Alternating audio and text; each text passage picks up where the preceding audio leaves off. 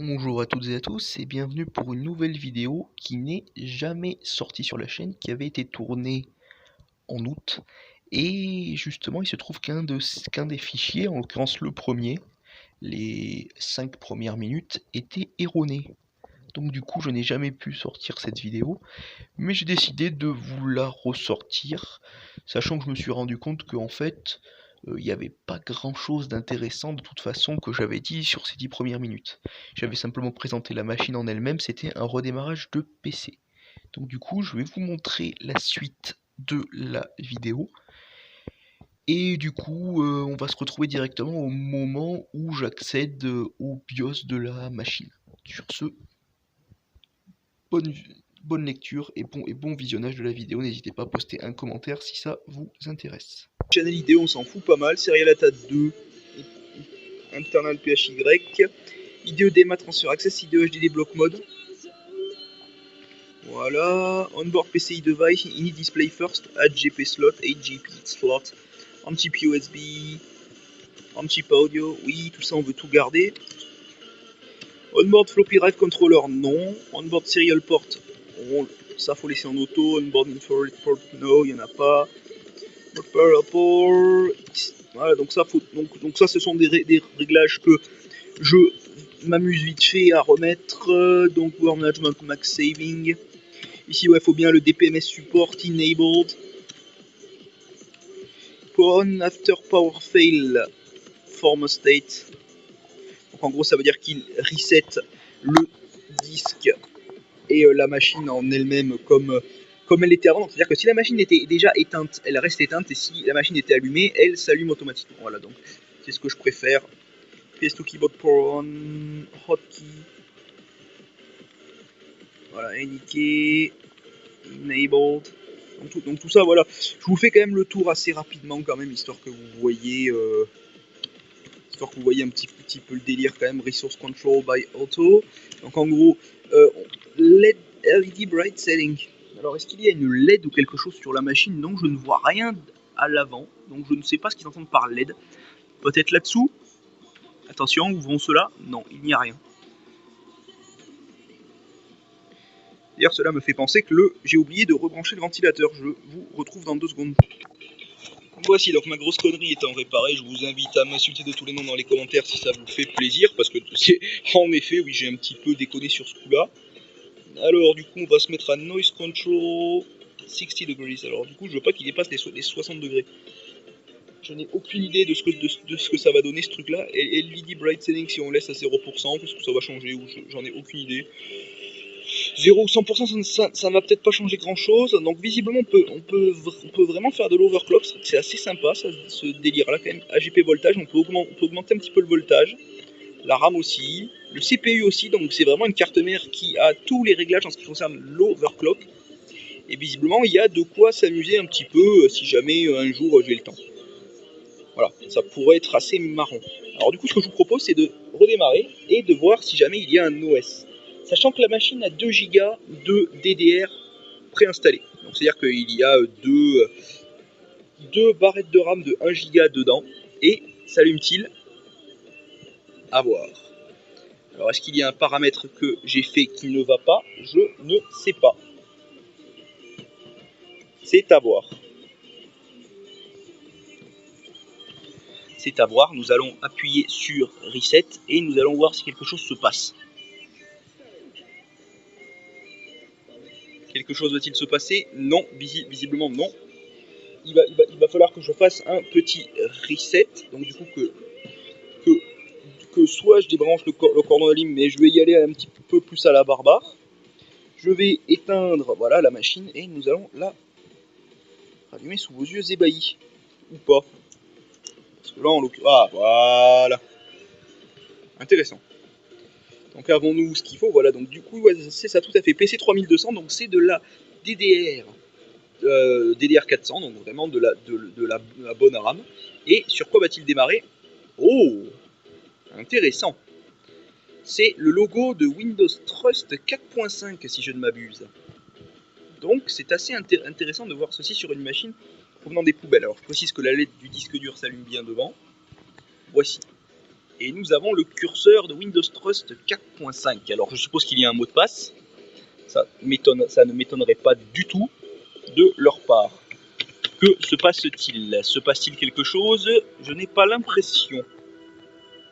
Alors, est-ce que... Alors, il y a l'air d'y avoir détection. Ah si. Donc, alors, est-ce que je vais pouvoir faire quelque chose ou pas? Je ne sais pas. Je vous reprends si jamais j'arrive à faire quelque chose. Ah, voici. Voilà, ça y est, chargement de vos paramètres. Je n'ai même pas besoin de couper. C'est pas fantastique la technologie? Alors, nous allons nous asseoir et voir ce qu'il s'y passe sur cette machine. Ça promet d'être intéressant. Ça promet d'être particulièrement intéressant. Voilà, nous allons baisser légèrement la musique. Voici. Nous allons couper le flash également afin de voir ce qui s'y passe. Alors, se passe-t-il quelque chose d'intéressant dans cette machine ou pas? Voilà, nous avons la souris qui nous dit que le hardware n'est plus à jour. Update later. Écran plug and play, je m'en fous pas mal. Moi, ce qui m'intéresse déjà dans un premier temps, c'est d'aller voir, parce que Windows Trust, ah non, ça n'est même pas le 4.5, c'est un 4.0.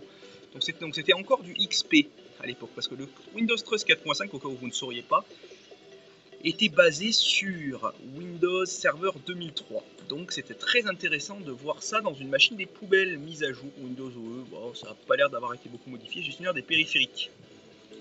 Carte graphique 6600 GT. Générique Marvel Yukon. Donc, est-ce que ça serait du gigabit? Je ne pense pas. Je dirais que non. Pilote date de 2011. On voit à peu près de quand date la machine. Contrôleur à tapis IDE Enforce 3. Codec vidéo. C'est quand même assez intéressant comme machine. Lecteur de disque Maxtor. Ticel 200. Donc visiblement, les performances ont été augmentées vu qu'il y a le cache d'écriture qui est activé. Par contre, activer les performances avancées, je crois que c'était une option qu'on n'avait que dans les versions modifiées de Windows, donc moniteur Viseo, tout simplement parce que c'est un moniteur. Alors vous n'allez très probablement pas le voir, mais non, vous n'arriverez pas du tout à le voir, malheureusement. Mais bon, croyez-moi sur parole, c'est un moniteur placard poubelle OEM, donc je suppose que l'OEM en l'occurrence c'est Viseo et que Packard Bell a demandé à avoir son nom dessus. Souris HID, Portcom LPT, bon d'accord, ok, très intéressant. Mais du coup en ce qui concerne la management console, voilà, c'est du... Et non, ça serait du serveur 2003. Donc, en effet, je disais une grosse connerie tout à l'heure. Et oui, Service Pack 2. Et oui, version 2003, je suis vraiment con en fait. Et oui, c'est bien du Windows Server 2003. Alors, mes documents. Y a-t-il des choses dans cette machine ou pas? Il y a l'air en tout cas d'y avoir eu pas mal de paramétrages qui ont été faits, vu qu'il y a eu pas mal de trucs qui ont été installés sur cette machine. Notamment BitReaper, je n'ai aucune idée de ce que c'est, nous allons le voir tout de suite. No DVD drive found in the system, voilà, trop bien, normal parce que j'ai enlevé le lecteur Power Archiver.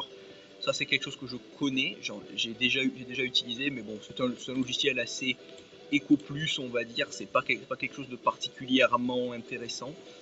Alors c'est un logiciel en l'occurrence qui utilise pas mal de librairies libres, comme on peut le voir ici, 7zip, une rare donc de Eugène Rochal. D'ailleurs il me semblait que c'était Alexander Rochal, donc c'est voilà. C'est peut-être le fils ou le père, je ne sais pas. Driver 266.58, AMD processeur driver, ma config. Intéressant, tout ceci a été fait en 2011. Film, ouf, il y a beaucoup de films dans cette machine. Les derniers films ont été regardés en 2011, donc en l'occurrence la Track, The King's Speech. Donc c'est clairement un PC qui servait sous une télé, tout ça. Il y a quand même l'air d'y avoir pas mal de trucs, bon, des films assez éco plus pour certains en termes de résolution, parce que pour moi 704 par 384, 720, 336 sont des résolutions assez faibles, généralement des RIP assez bas de gamme. Poste de travail, jusqu'à quel point le disque dur est-il utilisé? Alors nous avons en l'occurrence Brief History of New Zealand, je suppose, NZ, New Zealand, Adobe Reader 6, 2003. Ça c'est, voilà, Brief History of the Married People. Travail avec méthode, repères, les noms propres, les données chiffrées, les mots transparents, les connus, les verbes. Complète ensuite le tableau suivant par. Premiers habitants de la Nouvelle-Zélande, le nom maori donné à la Nouvelle-Zélande, des détails sur la culture maori, quels sont les termes dominants du test, tu rencontres en NEOC, alors je dirais peut-être en examen, ou, enfin je sais pas, j'en sais rien. Donc là on a la même chose en anglais visiblement. Intéressant, mes vidéos, ça généralement il n'y a rien, mes images, solo wookie, JPEG, voilà, bon il n'y a pas eu l'air d'y avoir grand chose, donc c'est le fond d'écran. Ma musique, je m'attendais à ce qu'il y ait des trucs, mais il n'y a rien. Logiciel, voilà. Là on a plein de logiciels, donc notamment clone clé, donc qui clone. Donc visiblement tous des trucs qui ont été téléchargés fin 2011. Donc thematrix.ini. Voilà, donc visiblement il y a pas mal de trucs qui ont servi ici. Phone number, ça me semble être un truc fake. Free PDF to Word Converter, Clamwin, TopNWR, Free Wi-Fi Manager, Removal Tool. Ok, d'accord. Donc on a Notepad++ qui était préinstallé. Ça, c'était quelque chose qui était préinstallé sur Windows Trust, si mes souvenirs sont bons. C'est vraiment des vieux souvenirs. Disparition CD.inf, problème de non-reconnaissance des lecteurs DVD, CD, CDR après l'installation de Nero et de EZCD. Développé par le service technique LDLC le 27 novembre 2001. Donc, ils avaient quand même utilisé pas mal de trucs un petit peu typiaques, on va dire. Vidalia Bundle, ProWin32, ça je pense que voilà, société Intel. Firefox Setup 3.5.9, putain ça date. OpenOffice.org 3.0.1. Adoware, Easy Wi-Fi Radar, StartMeUp.wav, Photoshop.exe, Adobe Photoshop CS3. L'application n'a pas pu démarrer. OpenOffice 2.4.0, JKDFrag, NetMeter. Bon, je pense que tout ça vous connaissez. AIDA32, c'est on va dire l'ancêtre de AIDA 64 tel qu'on l'a aujourd'hui. JKDFrag, il proposait un écran de veille pour le defrag qui était plutôt pas mal. PowerOff.exe. Alors je suppose que ça fait bien ce qui est indiqué. Zmatrix.scr. Alors ça semble être un écran de veille. Alors on va voir si on peut le laisser s'exécuter, ça pourrait être marrant. Mais visiblement il n'a pas l'air de faire grand chose, malheureusement. Il n'y a pas l'air de se... Ah, voici. Voilà, donc on a quelques petits scripts. Voilà.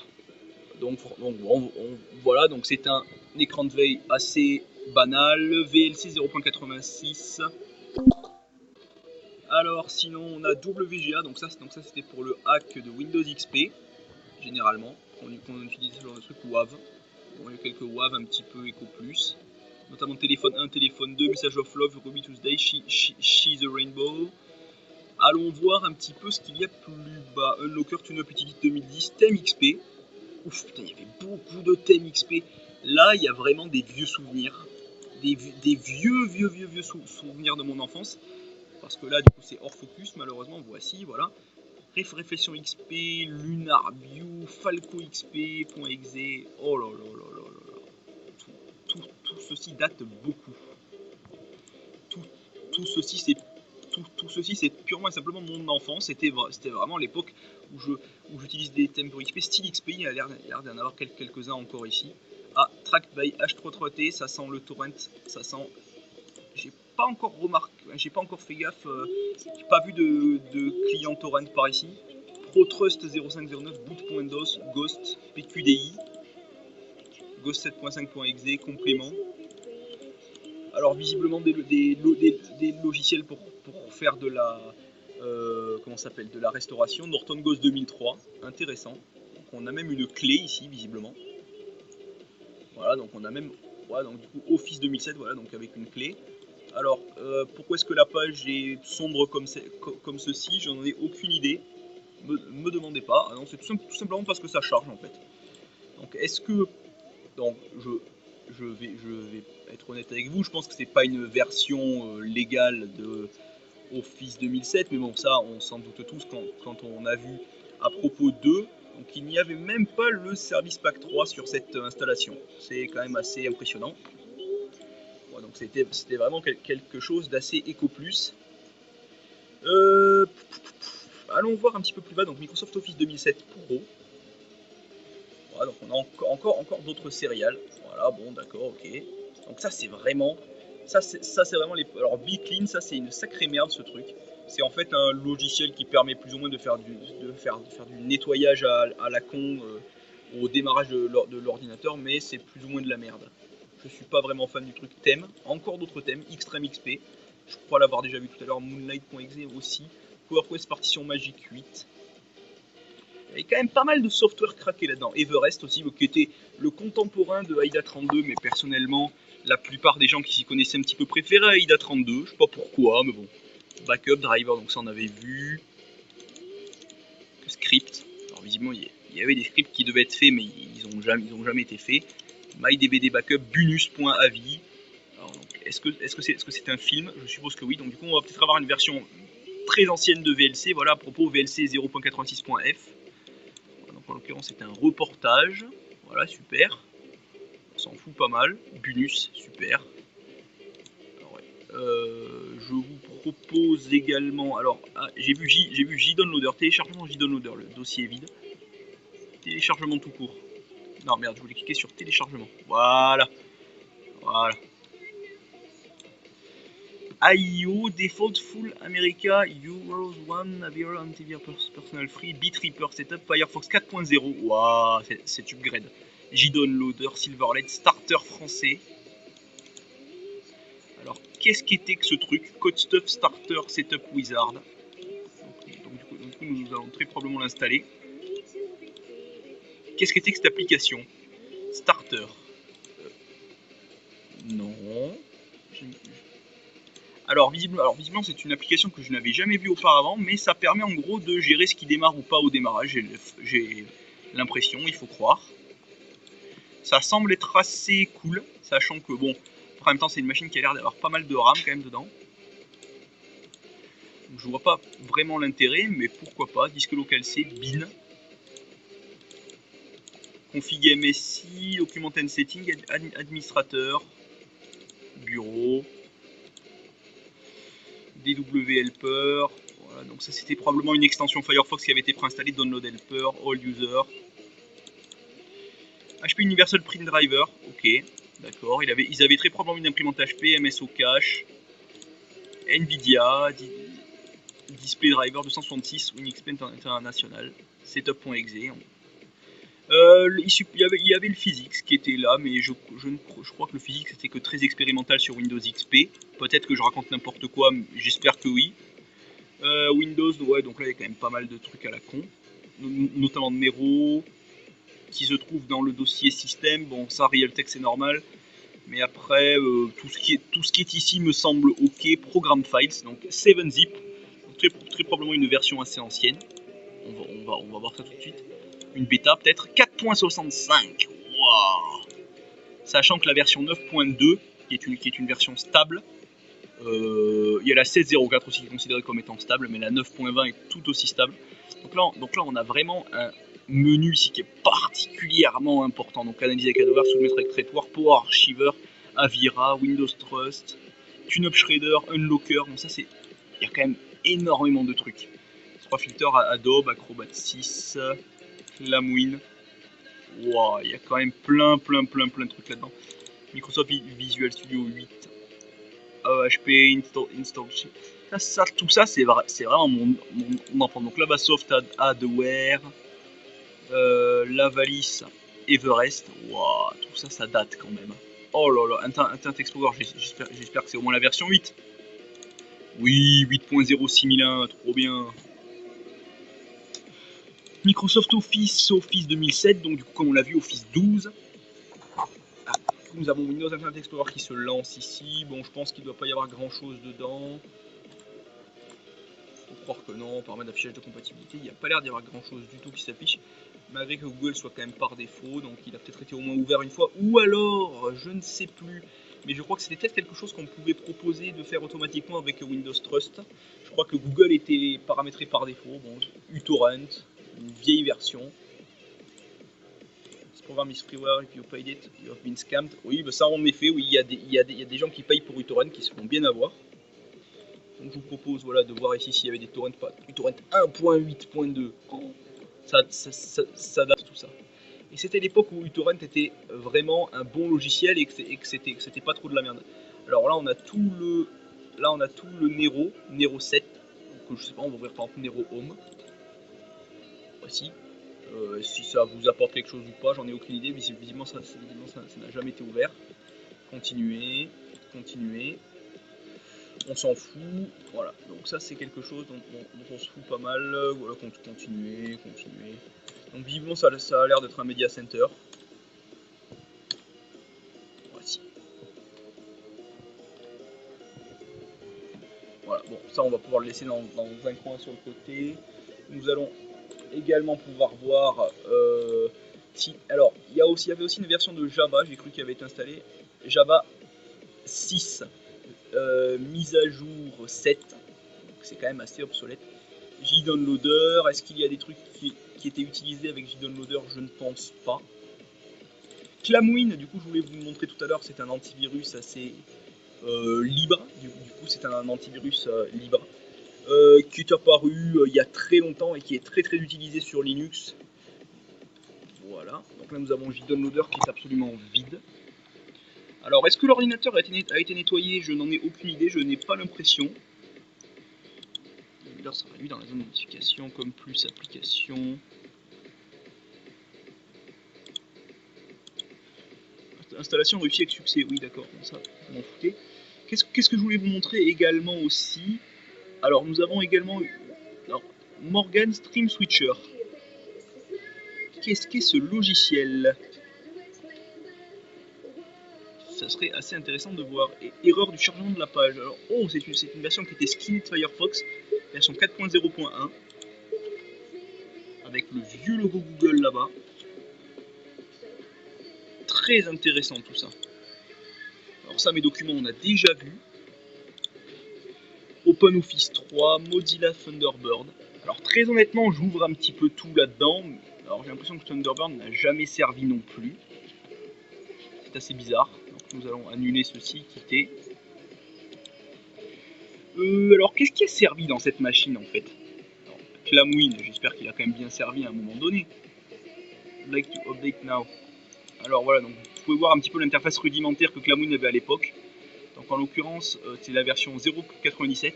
Je crois qu'on est à une version encore relativement obsolète aujourd'hui. Parce que ce que j'entends par obsolète, c'est qu'on n'est pas encore à la version finale. Disons que ça reste un logiciel qui est assez ancien. Alors je suppose que la FAQ, voilà, elle est en ligne, bien sûr. Ça m'étonne pas. Est-ce qu'il y a de l'historique? Oui. Afficher l'historique. Historique. Il y a plus de 6 mois. BitReaper, Code Stuff Starter, WatchMojo.com, anglais, dialogue chez le garagiste, anglais facile, beaucoup de Le Bon Coin, ESL Lab, Facebook, OneKey, Hotmail, HP, téléchargement des pilotes, Mail Orange, comment se débarrasser des souris naturellement, recette de yaourt avec une yaourtière, goéland.fr. Bon, il y avait quelques petits logiciels, visiblement l'imprimante qu'ils avaient c'est une HP 2575, d'accord. Les personnes qui utilisent cette machine visiblement avaient l'air quand même d'un minimum de s'y connaître, même si la personne était très visiblement jeune, elle avait très probablement mon âge, ou ce genre de choses, et puis bon c'est une machine qu'ils ont dû récupérer, enfin je sais pas trop comment ils se sont débrouillés, mais en tout cas il y a beaucoup de vieux software sur cette machine. Spybot Search and Destroy version 1, donc ça se voit à l'icône et ça se voit aussi au fait que ça mette autant de temps à lancer sur une machine de l'époque.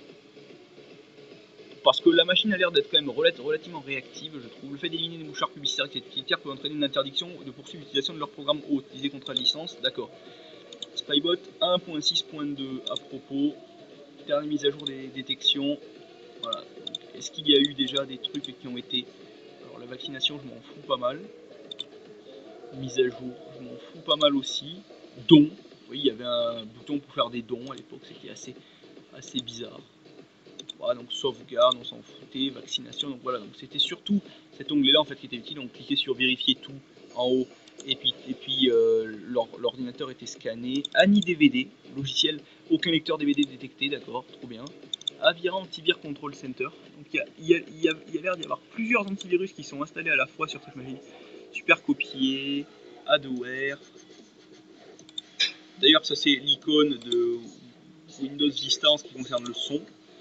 Donc statut, DVD vidéo, enlever les publicités, les bandes gênantes, c'était quelque chose qu'on pouvait activer. J'ai une boîte de dialogue pour paramétrer les vidéos de chaque lecteur. Votre licence expirait le 30 novembre 2012. Comme par hasard, c'était mon anniversaire. Et ça, c'est quand même assez étonnant. Voilà. Nous allons démarrer l'antivirus histoire de rigoler à bon goût. Ça pourrait être marrant. Voilà, donc ça va démarrer l'antivirus. On va voir ce que ça donne. Ça va être rigolo à ce niveau-là. Nous allons peut-être également voir que voilà, donc il y avait FF des choses qui étaient installées à cet profiter Biclean. Alors ça, je voulais vous le montrer, mais je voulais pas montrer. Donc on pouvait faire en sorte que ça se fasse automatiquement au démarrage. C'est vrai que c'était assez marrant. Ouais, c'était un petit peu de la merde en vrai. C'est vraiment pas vraiment pas marrant comme truc. About 2003. Un logiciel qui n'a pas été mis à jour très longtemps, mais ça permettait de faire du nettoyage de disque automatiquement au démarrage. Centre de solutions HP. HP Photosmart 2570 série, acheter des fournitures, produits et services certifiés HP, aide et assistance, créer, paramètres de numérisation, paramètres de l'imprimante. Voilà, donc je suppose qu'on ne va pas pouvoir accéder à tous ces documents là, vu que visiblement l'imprimante n'est pas connectée. Bon, ça c'est logique. D'ailleurs, j'ai trouvé une imprimante très similaire il n'y a pas longtemps aux poubelles, donc c'est peut-être la même personne. Alors je sais pas si elle ressemblait tout à fait, mais grosso modo c'était ça. Alors est-ce que je vous ai montré également le MSO Cache, donc ça c'était ce qui concernait généralement les mises à jour de Windows. Donc ça c'est en l'occurrence là c'était les mises à jour de Office, MS Office généralement. Et pour cela, voilà, donc là ici le son s'en fout pas mal. Est-ce qu'on a les drivers Nvidia qui sont chargés en bas? Non. Mais du coup, on va aller chercher les petits drivers Nvidia là où ils sont. Alors, les paramètres n'ont pas l'air de se lancer. Ah, voilà. Alors, il y avait quand même pas mal de trucs qui étaient proposés par défaut. Ça fait quand même beaucoup. Je trouve que ça fait quand même beaucoup. Voilà, donc AC3 filter. Donc ça, c'était en ce qui concernait la carte son. Hein, donc on pouvait faire du réglage d'équaliseur assez poussé. Affichage, bon du coup paramètres, bon du coup 1024 par 768, on va pouvoir passer en 1366 par 768, ça va être trop beau, attention, voilà, c'est magnifique, ou pas. Alors, peut-être que si j'appuie sur auto, ce sera peut-être mieux ici, voilà. Voilà, donc écran de veille, il y en avait pas, s'il y en avait un, voilà, Z Matrix qui était là. Donc il y avait aussi l'écran de veille fleuri. Donc chose your fleuri, on va mettre en psychédélique, on va mettre en test. Est-ce que ça a fonctionné ou pas? Oui, voilà. Voilà, donc c'est un écran de veille qui était intégré, je me rappelle, sur Windows Trust, c'était similaire. Mad Dog Software, putain, ça date tout ça. Oh, donc ça c'était similaire à Mac. Voilà, donc ah oui, c'est vrai, tous les fonds d'écran aussi qu'il y avait, donc, notamment le fameux fond d'écran type Windows 7, voilà, type Windows 7 Beta, Ubuntu Wide, Sulfat Wide, Solo Wookie, Simplicity Wide, Leopard Server, Fedora. Alors à l'époque, je ne savais pas ce qu'était Fedora quand j'utilisais ce software là. Bliss, voilà, donc c'est le fond d'écran par défaut. Aurora Wide, voilà, donc ça c'est le fond d'écran par défaut de Windows Vista. D'ailleurs, franchement, je trouve, voilà, et ça c'était le fond d'écran par défaut de Windows Trust. Quand on installait Windows Trust, on tombait là-dessus. On pouvait aussi ne pas en avoir. Donc je suppose du coup qu'il doit y avoir plein de thèmes ici. Voilà, donc on avait le thème de Fedora. Voilà, donc c'est un thème qui ressemble pas mal à du GTK 2, en effet. On a le thème Falco XP, que je trouve assez stylé aussi. Voilà, donc là on a Nero Home qui s'est remis. On va le refermer, voilà, donc on avait pas mal de thèmes, Falco XP, Ubuntu. Voilà le thème Ubuntu, bon je trouve que c'était assez ressemblant parce qu'à l'époque on avait un design d'Ubuntu qui était assez, bon, c'était assez rétro, mais aujourd'hui on va dire que c'est dégueulasse. La connexion personnelle serveur de Trust a évolué, donc ça on avait un truc qui s'appelait Trust Update qui permettait de faire quelques petites mises à jour. Alors moi pour ma part ça n'a jamais réellement marché. Je veux pas savoir pourquoi, mais bon. Alors on avait CPUZ qui était intégré aussi à Windows Trust, ça c'était quelque chose d'assez cool je trouve. Voilà, donc on voit que c'est en socket 939, donc c'est peut-être donc c'est pas un 754, donc ça va me permettre de faire des trucs assez sympas, donc notamment de l'overclock, parce que je n'ai pas de processeur en socket 754 qui soit plus balèze que ça, donc on verra un autre jour si on peut l'overclocker plus haut. Voilà, donc par exemple ici on voit bien les deux barrettes de RAM Corsair, c'est du CAS Latency 3. 8. On verra si on peut faire un petit peu d'overclock, et AGP version 3, 8X. Donc oui, il va falloir que je m'amuse avec tout ceci. Et donc du coup, si c'est un Athlon 64, ça veut dire que je peux foutre un Athlon 64 X2. Et ouais les mecs. D'ailleurs, il y avait pas mal donc du coup de panneaux qui étaient accessibles sur Windows Trust, donc notamment pour propriétés de DirectX, ça je trouvais ça assez cool pour l'époque. On avait pas mal de panneaux assez sympas, donc notamment on avait beaucoup d'informations, ce qui était vraiment une mine d'or. Alors licence, choix du mode de licence, Windows Server. Ouais, donc ça c'était le choix du mode de licence en ce qui concernait Windows. Alors ça c'était un composant intégré à Windows, mais ça a été porté sur Windows Trust parce que Windows Trust on pouvait choisir des, des, euh, des versions en gros Windows Server fonctionnant par licence utilisateur et non pas par licence processeur comme les autres OS Windows qui généralement à l'époque on avait des licences pour un seul processeur ou deux processeurs. Et bien là c'est un petit peu le même délire en fait malheureusement. C'est assez dommage. Donc là en l'occurrence on a plusieurs profils pour la carte Nvidia. Donc là on peut activer voilà, les fonctions Nvidia NView. Voilà, donc du coup ça nous propose quelques petits trucs en plus. Voilà, donc c'est souvent assez sympa. Souris, voilà, bon. C'était des petits trucs des petites fonctions qui étaient plutôt utilisées sur les quadros, mais qu'on pouvait activer sur les GeForce. Bon, c'était pas particulièrement utile. Là, en l'occurrence, dans cette config là, on a une 6600 GT. Voilà, donc le panneau de configuration Nvidia, il est juste en dessous, pare-feu Windows. Bon, ça d'accord, ça a été désactivé. Panneau de configuration Nvidia, exécuter l'assistant optimisation de l'affichage, je m'en fous. Mais je vais quand même vous le montrer, voilà, donc écran plat. Si votre écran est plat, veuillez cliquer ci-dessous, afficher la mire de réglage, appuyer sur une touche pour continuer, voilà, bon, ça c'est pas compliqué. Après l'optimisation, voilà, bon ça on s'en fout honnêtement. C'est juste pour vous montrer comment ça se faisait à l'époque, mais je pense que la plupart vous le saviez. Voilà, donc là c'était le peu de paramètres qu'on avait à l'époque. On n'avait même pas une page. Maintenant on en a quasiment deux pour le prix d'une. Mais à l'époque c'était seulement une et c'était assez marrant des fois. Donc là changer la résolution, on pouvait s'amuser à créer des résolutions personnalisées, c'était vraiment la belle époque. Notamment on pouvait même faire du 8 bits et ça n'avait pas de prix, donc ça rendait le système complètement moche, mais ça pouvait se faire.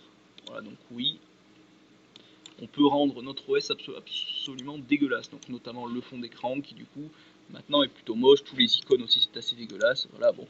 Mais on pouvait le faire, c'était assez cool de passer en 8 bits des fois pour, pour troller des personnes qu'on avait autour de nous, des fois on s'amusait. On a aussi HW Info 32. Voilà, donc ça c'était quelque chose qui était pas intégré, je ne crois pas, je ne me souviens pas de ce truc là, malheureusement, mais bon, il y avait quand même pas mal de trucs qui étaient rajoutés. Donc en l'occurrence c'est reconnu comme un Windows XP Service Pack 2 version 4478, donc en gros c'est un Windows Server 2003, mais qu'ils ont un petit peu masqué pour faire genre que c'était un Windows XP. Donc là en l'occurrence la mémoire de la carte graphique 300 MHz. Donc fréquence effective 450 MHz ici. Enfin fréquence effective 900 MHz mais fréquence réelle 450 parce que c'est de la DDR, donc double data rate. Si c'est de la SDRAM ce serait donc, du coup de la effective 450 aussi. AMD Athlon 64 Winchester Socket 939 Winchester, d'ailleurs super couteau au passage. Alors le processeur il est censé fonctionner à 1V45 comme vous pouvez le voir ici, à hypertransport 1.02. Donc hypertransport, j'ai vu qu'on pouvait pas l'avoir bloqué tout à l'heure, mais on pourra quand même faire pas mal de trucs, on pourra quand même s'amuser. Je pense qu'on va pouvoir faire des trucs sympas. D'ailleurs SSE5 je crois que ça n'existe pas. Bon, le SSE4A, le Prefetch OS Visible, Workaround Support, Watchdog Timer Support, donc tout ça oui, ça a réellement existé. Par contre, le SSE5, je n'en ai jamais entendu parler et je crois avoir déjà vu ce truc là à l'époque. SVM, oui d'accord, Secure Virtual Machine. Donc la plupart des fonctionnalités qui sont évoquées là-dedans existent, mais pas apparemment. Clockmon, qui permet de voir à quelle vitesse tourne le processeur. C'est assez marrant de voir ça aujourd'hui. Sensor status, detecting sensor. Alors est-ce qu'il va pouvoir nous montrer la température du processeur? Oui. D'ailleurs on peut remarquer que la musique s'étant arrêtée, l'ordinateur est plutôt silencieux. C'est vrai que c'est assez sympa pour une machine de l'époque, ça fait souvent plaisir d'avoir du hardware très silencieux comme celui-ci. Alors je pense qu'on a à peu près tout vu. Je pense que honnêtement on peut plus pousser le bouchon beaucoup plus loin. Je pense qu'on a vraiment, à la rigueur, ajout suppression de programme juste pour rigoler. Voilà, bon, il y a quand même pas mal, il y a quand même pas mal de trucs qui ont été installés, mais honnêtement, je m'attendais à pire. Je m'attendais à bien pire. En ce qui concerne les mises à jour, il n'y a pas l'air d'en avoir du tout de fait. Donc, du coup, les mises à jour n'ont très probablement jamais été faites. Est-ce que je peux aller voir quelque part si les mises à jour sont... Alors normalement ça s'appelle M. Donc si je vais dans nom, EF, M. Alors visiblement il n'y a pas le paramètre pour les mises à jour. Donc si je ne m'abuse, sur Windows Trust je crois qu'il n'y avait pas le réglage. Pour aller faire les mises à jour il fallait aller sur Internet Explorer et faire ça manuellement. D'ailleurs Realtek Wireless LAN Utility 8187B, il devait y avoir une carte Wi-Fi intégrée. Voilà, il y a également un truc qui s'appelle entretien, c'est Cleaner, Foxit Reader, uTorrent, MaConfig, Firefox. Voilà. Tout ça, on a à peu près tout vu, Windows Trust. Donc ça c'était les quelques trucs qu'il y avait de par défaut. GPU-Z d'ailleurs. Ça c'est assez cool d'avoir ça par défaut. Donc on peut voir qu'en l'occurrence la carte graphique était une 110 nanomètres. Donc à l'époque, voilà, bon. 110 nanomètres, ça correspond à plus ou moins un dixième de ce qu'on... Enfin, c'est 10 fois plus que ce qu'on a aujourd'hui en termes de finesse de gravure. On tourne autour des...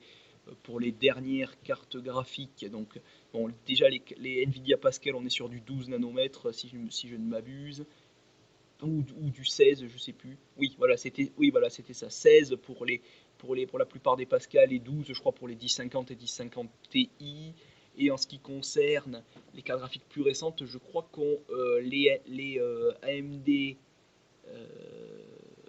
les qu'est-ce que je veux dire, les RX 5700 XT et machin sont en 7 nanomètres, ainsi que les AMD Ryzen 3ème génération, donc les 3600, 3700X et 3800, 3850 et 3900, du coup qui sont en 7 nanomètres. Donc ça fait quand même nettement moins en un peu plus de 10 ans. C'est une carte qui doit dater de 2004-2005 comme il est indiqué ici, voilà 2004, release date 2004.